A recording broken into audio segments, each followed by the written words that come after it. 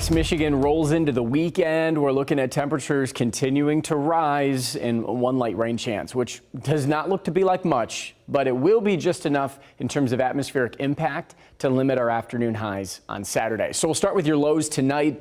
Going to be in the mid to upper 50s. It's the warmest we've been for overnight lows in well over a week. And our afternoon highs at one point were in the low 60s. So we've come a long way since last weekend. And now as we look to satellite and radar this evening out to the west, the warm front and the rain riding along that warm front does bring us some storm chances in far southwest Michigan tomorrow, mostly in the morning. But from central Wisconsin to Indianapolis, there's a marginal risk for severe weather. I think this really only focuses on Berrien County in Michigan, given the track, given the future track, etc. I think all things indicate to this being in far southwest Michigan or towards Chicago. Future track shows exactly that, but could be some decent storm activity there over into Chicago area. That's gone by noon.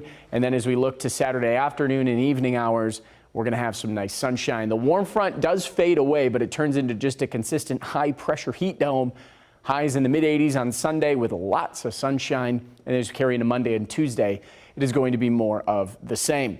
Here's a look at potential rainfall. And again, most of West Michigan traced to 1/10 of an inch is generous. I think given the scattered nature of the rain, a little bit of that emphasis on an isolated downpour in far southwest Michigan once again.